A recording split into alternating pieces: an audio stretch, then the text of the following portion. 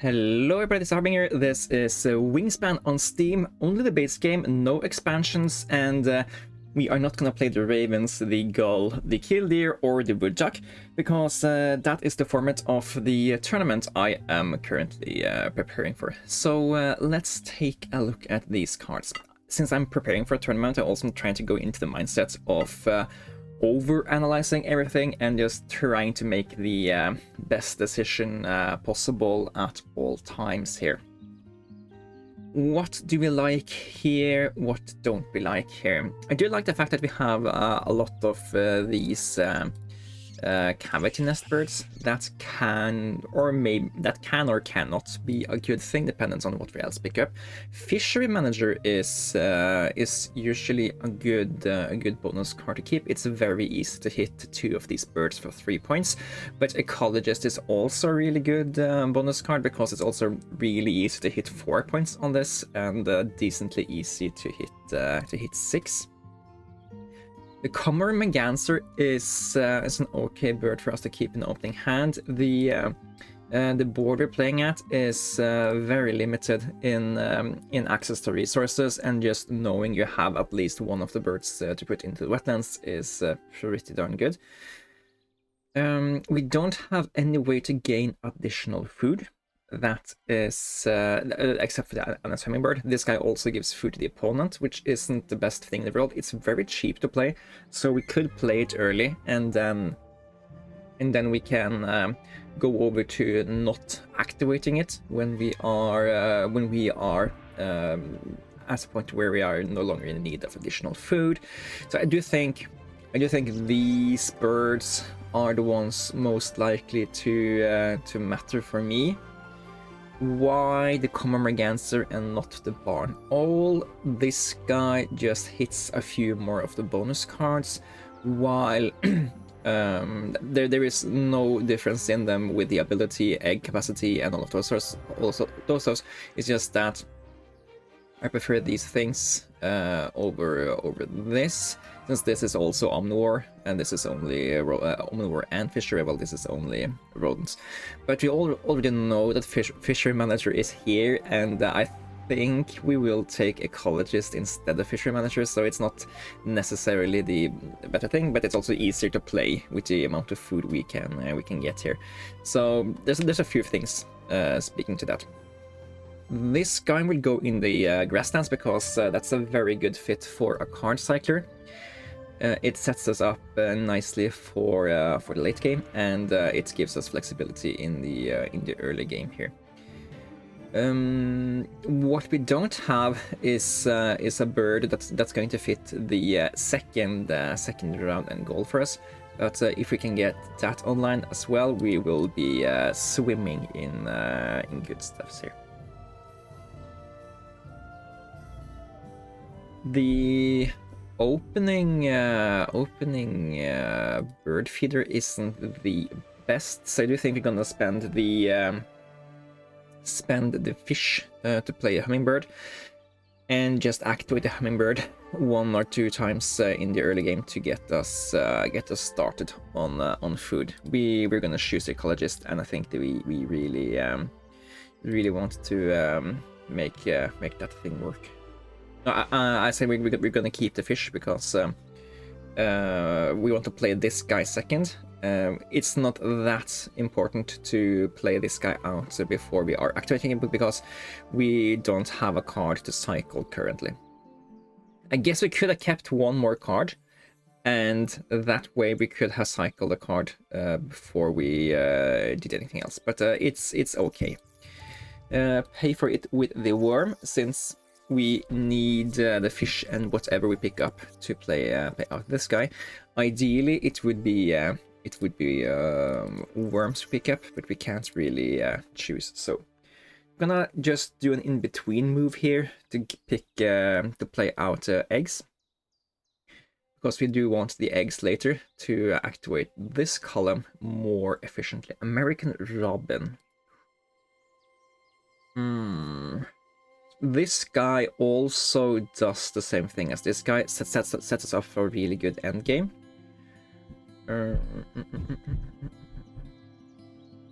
but is it worth it to activate it, to go here and pick up these guys only to pick up one card? I don't think so, because we need to pick up this guy and whatever we want to cycle. So for now, let's just go here and take some of this food.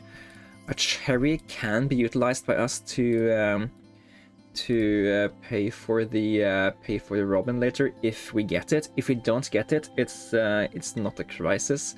But since we do have the violet green, so not too worried. But I would love to actually get to pick it up here.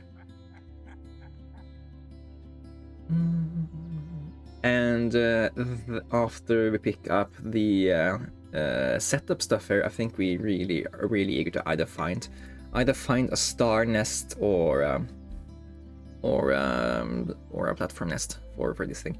Take Robin, and we're gonna sack an egg here to get another card. The bald eagle. Okay, it's a tad bit expensive for us, so yes, I'd like to cache those. Yeah, we can't choose to not cache it, so why would we not? And we could consider playing out the we do want to play out this guy now anyway. We could consider taking eggs and cycling the bald eagle to pick up the osprey. It's a much cheaper bird, and it gives us a little bit more flexibility in getting food. The bald eagle is really good to play out if you can get the cash back on the fish and also use the fish for something later. But it is really expensive for us to set up at this stage in the game, and I do think it's more likely we get value out of the osprey, both for this thing and this thing, if we do the switcheroo. That being said, we can also try to keep it around. We don't need to lay eggs just now, and we are also on the lookout for just in general stuff to put into the second column. So we can also afford to just draw even more cards here. A sandhill crane. Okay, let's also pick up the osprey and do the reroll. No fish this time. That's okay.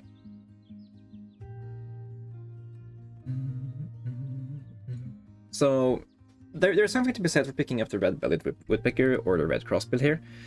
Red crossbill gives away limited food, so it's basically an Anna's hummingbird with less variety. Not too eager on that.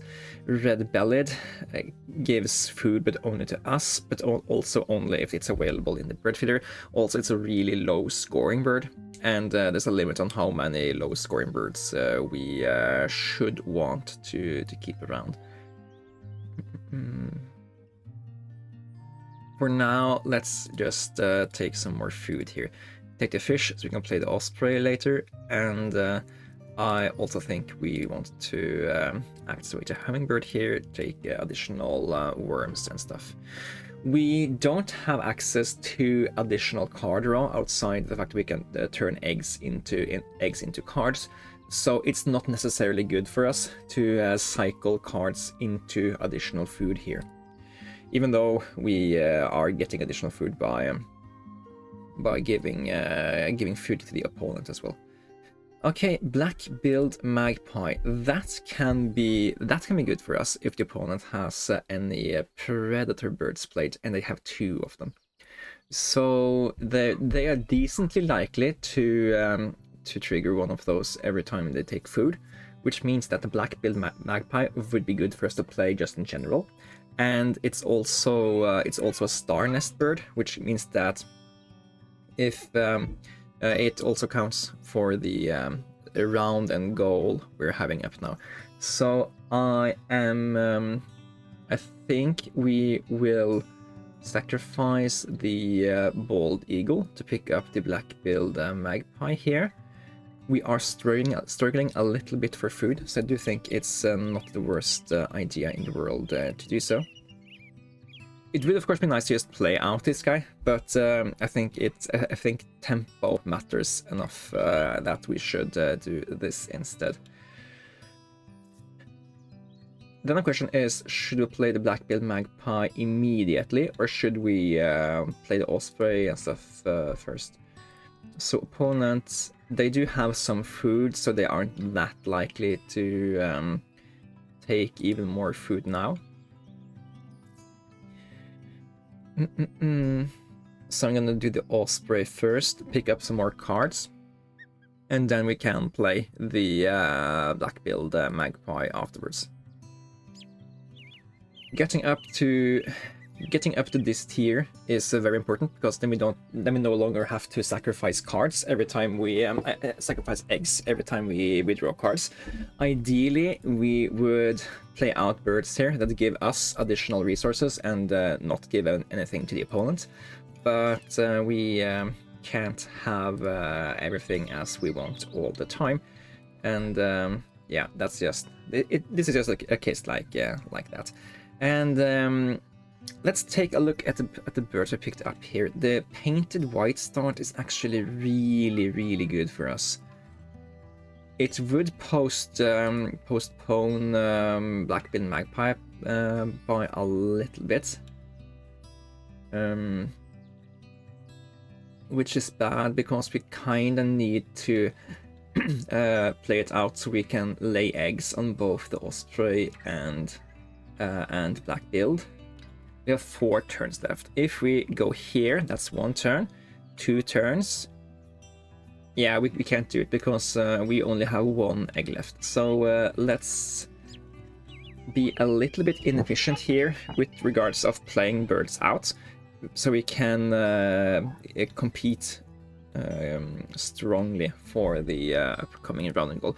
Of course, a good player would check in front where the opponent lies. I know they had 2 predator birds, but I didn't care to remember which nest type they had. So they are actually 1 bird could maybe have won this confidently for us. So maybe a little bit overkill on stressing on the black-billed magpie here, but done is done. And what do we want to sack here? Not too confident that we will be able to have tons and tons of grains, but we do have a bird that maybe can fetch us some grains every now and then. So let's cycle the yellow-bellied sapsucker. That way, both of these guys produce worms, but this guy is a little bit cheaper. We are gonna pick up yeah, and there's no cherries in the bird feeder, so it's just a lot easier for us to play this guy than to play this guy currently. Let's then pick up a random card again, Northern Cardinal, also a very okay bird, but again hard for us to play. This guy plays the same role as this guy, and we do have access to the Anna's hummingbird if need be, but I don't think that bee is needed. Don't sacrifice card, I think. And from now on, I think it's going to be really bad for us if we give opponent free food. They do already have a lot of food, but we can play out the white start, and then we can start to gather 3 food a turn without giving the opponent free stuffs. So let's just force the opponent to give us stuff every time they want to take food. So because also Anna's hummingbird played would make it so that the opposition is less inclined to go to the forest and do the activations that gives us free food back as well. And what are we looking at here? Also, if you heard some kids screaming outside, that's because there are kids screaming outside. Let's see. Focus up. We now want to play birds in the wetlands. We have 3 birds left. We do want to play the violet-green swallow in the grasslands before we are doing the next activation here. I do think picking up food for that is highly prioritized. And then we also want to maybe do 1 more card draw, and that's going to be the final card draw we do of the game. So we don't care about American Coot. We don't care about the red-headed woodpecker. We do basically care about scoring the most amount of point possible while playing the next bird here, so we can get ecologist, and one more bird here, and then one or two more birds here. So we do want to have a few more birds played. But first, let's chase food for the violet green. We are likely to need fish for whatever bird we want in the wetlands, and don't give food to the opposition here.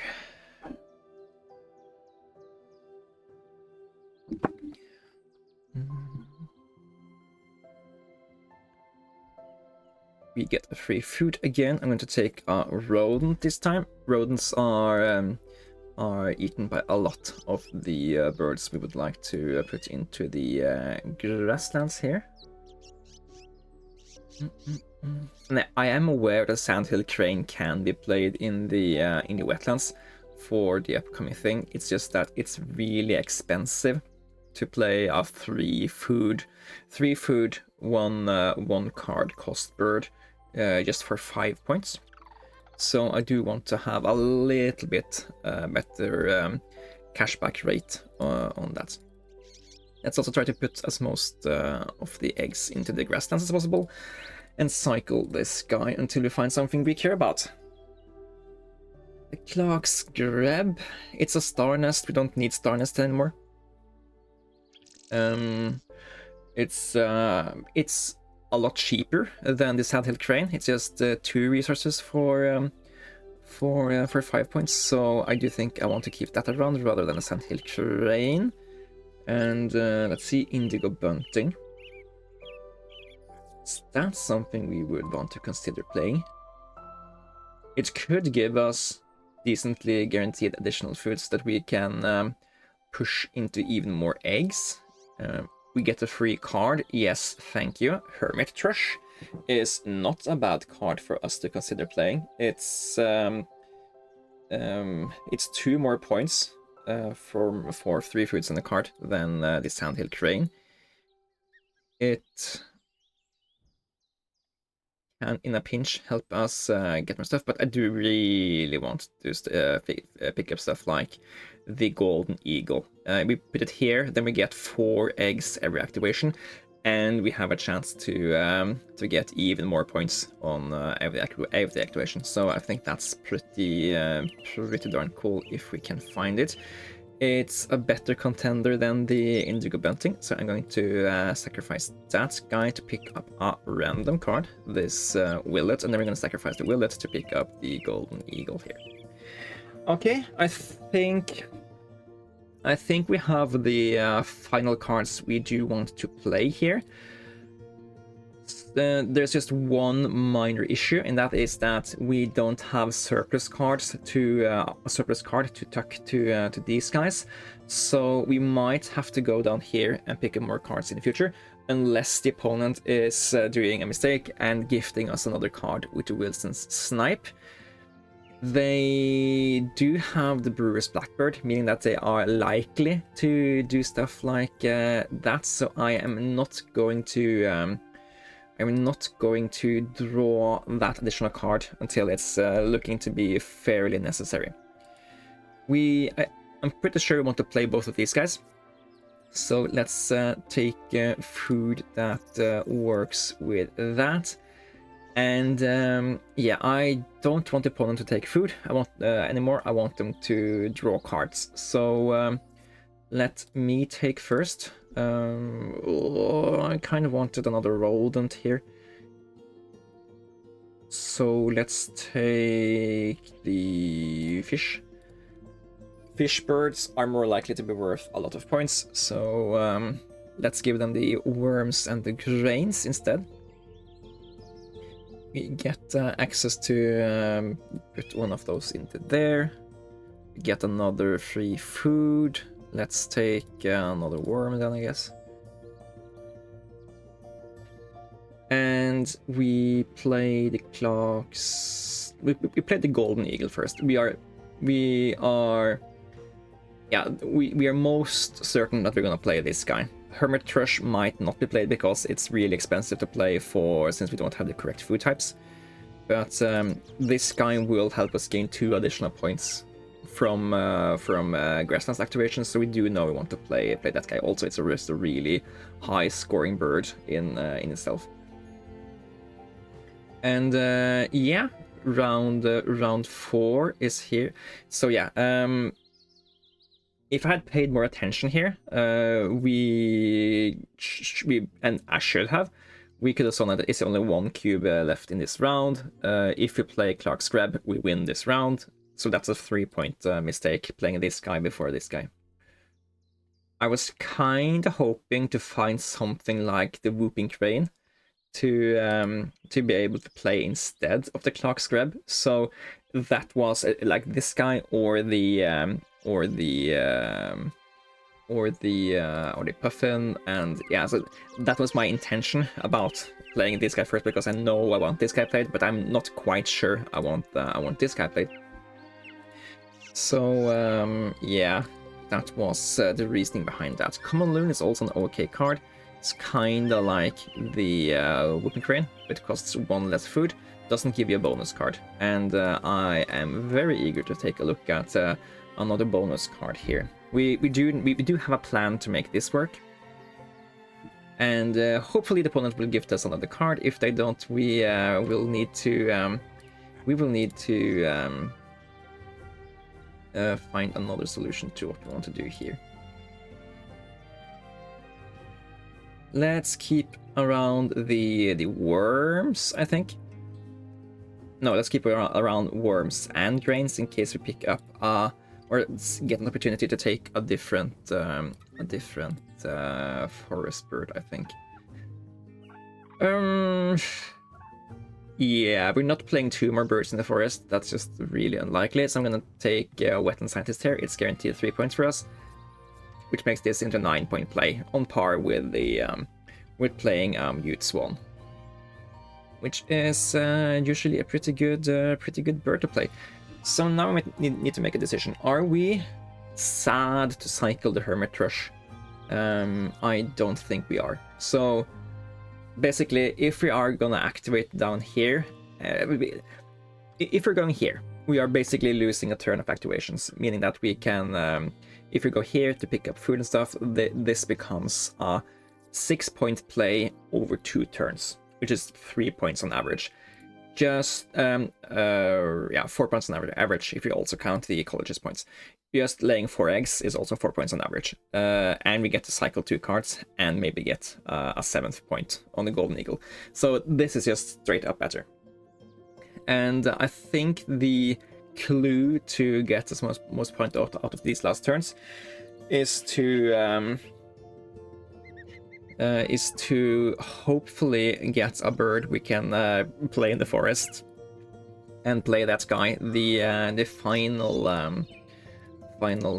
turn of the game, unless that bird can't be played with the food we have, or it's just straight up worse than going down here one more time.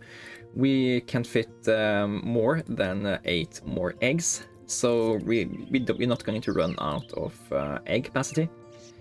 And yeah, it's just it's just a very easy trap to fall into, to just play out birds to hit your bonus cards, and that might not be the best play. If we had enough food, the correct foods to play out a blue-winged warbler here, if I kept both of the worms and spent the grain instead, like I initially thought I would, then was like, yeah, but having 2 different foods is more flexible. Then we can have played this guy for a 9-point final turn. That could have been pretty good. Instead, we get this 1, 2, 3, 4, 5, 6, maybe 7 point. So yeah, I guess I should have considered that this bird and the other like it is an out for us to where we are really happy to play them. So maybe that should have been a consideration, but this is still a 7-point action, even though we couldn't pull out a 9-point action.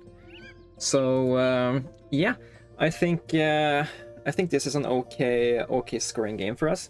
We did give 4 food resources away to the opposition. 3 through the MS Hummingbird, and 1 through the Osprey. I do think doing that has been correct for us, because it allowed us to set up the stuff we needed to get everything online. And we hit 100 points here, and I'll deem that as an acceptable outcome here. Of course, it would have been a lot better if we managed to play the final bird here, but as you can see, we can still score 100 points without getting too much payout from our birds here. And yeah, this is the way I like to play the base game when you're not playing the really powerful birds, which is a part of the tournament rules. And I think if you follow the same principles, you should be doing very good in the base game as well. Set up the early column first, so you can get access to the additional resources. Don't overdraw on cards, and set up for the end game in the grasslands, and you should be good to score 80-90 points every game you play.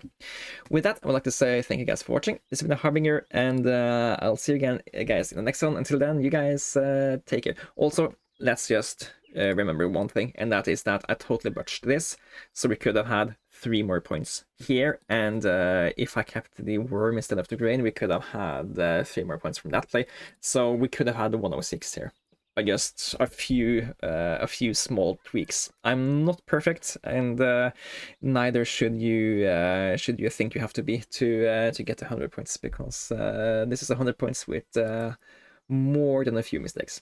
Yes, see ya.